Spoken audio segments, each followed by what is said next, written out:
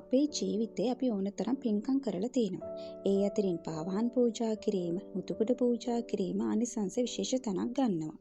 එක දවසක් උපාහනදායක ස්වාමීන් වහන්සේ නමක් වන්දනා නම් ශ්‍රාවකයන් වහන්සේට එක වූ යහපත් වූ සිතින් නුවණ යොදා පාවහන් පූජා කරපු පිනෙන් කල්ප 91,000ක් දුගතියට ගියේ නෑ කියලා සඳහන් වෙනවා.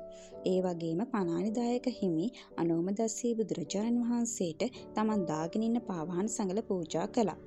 අනෝමදස්සී බුදුරජාණන් වහන්සේ බොරළුගොඩේ පයින් වඩින අවස්ථාවක තමයි මේ කාරණාව සිදු කරන්නේ. උන්වහන්සේට එමගින් ලැබුණු ආනිසංස ලෙස සඳහන් වෙනවා 10 වාරයක් සක්විති රජ බවට පත් වෙලා තියෙනවා. ඒ පින් සංසාර ගමන කෙටි කරගන්න නුවණ ප්‍රඥාව ලැබිලා තියෙනවා. ඒ වගේම වේගයෙන් යා හැකි යාන වාහන, ප්‍රාසාද, වටිනා ඇත්තු අසුන්ද ලැබිලා තියෙනවා. අග්‍රගන්නේ පාවහඳ ලැබිලා තියෙනවා. ඒ උතුම් පින්කම කිතරම් ආනිසංසද කියලා දැන් ඔයාලටත් තේරෙනවා ඇති. ඒ වගේම එක රහතන් වහන්සේ නමක් දේශනා කරලා තිනවා උන්වහන්සේ පෙර භවයක එක උපාසකයෙක් වෙලා තමන්ගේ පුතා පසේබුදු වෙලා තිනවා. ඉතින් තමන්ගේ පුතා හොයාගෙන යනකොට පසේබුදුන් වහන්සේ පාරේ අවුවේ වඩිනකොට ඒ උපාසක මහත්තයා ඉක්මනට තමන්ගේ පාවහන් ගලවලා පැත්තකින් තියලා උන්වහන්සේට පූජා කරලා තිනවා. ඒ පාවහන් පූජා කළ මෙසේ සිතුවා. එම්බා පාවහන් සඟල නුබද මාව දුකින් නිදහස් කරත්වා. එම්බා පාවහන් සඟල නුබද මාව නිවන කරා රැගෙන යත්වා. ඒ රහතන් වහන්සේ කියනවා පුදුමයිලු. ඒ පින් බලයෙන් සුගතියේ ඉපදුණා. දැන් මේ ජීවිතේ මන් නිවන් දැක්කේ ඒ පිනට කියනවා.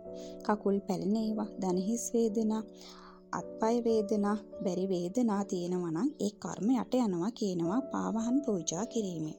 ඒ ඔක්කොම අයිති යාන වාහන පූජාවට. ඒ අතරින් පාවහන් පූජාව වගේම ආනිසංස ගෙන දෙන පූජාව තමයි ඡත්‍ර පූජාව.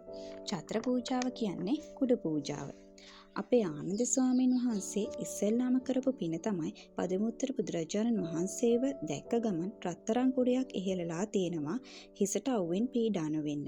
ඉතින් අපේ ආනන්ද ස්වාමීන් වහන්සේ බුද්ධ ශාසනයේ ධර්මයේ වැළඳගත්තා වගේම ඉස්සෙල්ලාම ඡත්‍ර පූජාව, ඒ කියන්නේ කුඩ පූජාව තමයි කරලා තියෙන්නේ. අත්තදස්සේ බුදුරජාණන් වහන්සේගේ කාලේ ඡත්‍රදායක නමින් ස්වාමීන් වහන්සේ නමක් හිටියා. මේ ස්වාමීන් වහන්සේ පෙර ආත්ම භාවයක තමන්ගේ එකම පුතුණුවන් පැවිදි භාවයට පත් වුණා. මේ පුතා කෙලසුන් නසා රහත් භාවයට පත් වුණා. රහත් භාවයට පත්වීමෙන් පිරිනිවනට පත් වුණා. ඒ ආත්මේ ඡත්‍රදායක හාමුදුරුව පුතුණුවන්ගේ පිරිනිවන් මංචකයේ පිරිනිවන් පෑ ස්ථානය දැකලා ඒ පිරිනිවන් ස්ථානයට ගිහින් සුදුරදි කෑල්ලක් සකස් කරගෙන ඒ තුලින් ශ්‍රද්ධාවෙන් ගෞරවයෙන් ඡත්‍රයක් සකස් කරගෙන පිරිනිවන් මංචකයට නංවන්න යෙදුණා. ඒ ආනිසංස වශයෙන් බණ පොතේ සඳහන් වෙනවා කල්ප 94ක් සැප විපාක ලැබූ බව. ඒ පිනින් තෙවරක් සක්විති රජ බවට පත් වෙනවා. ඒ නිසා ඔබත් මේ පින්කම ගැන දැනගෙන ගෞරවයේ සිටේ ඇති කරගෙන සියලු පූජාවන් සිදු කරන්න.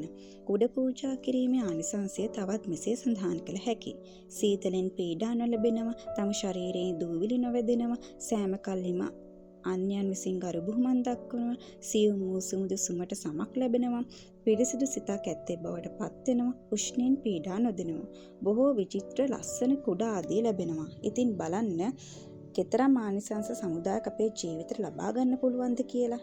ඉතින් ඔබටත් මටත් මේ ආනිසංස ධර්මයන් එලෙසින්ම ලැබී උතුම් නිර්වාණය ප්‍රාර්ථනා කරනවා සාක්ෂාත් කරගන්නට පුළුවන් වෙන්න කියලා. ඉතින් ඔබ හැමට තෙරුවන් සරණයි.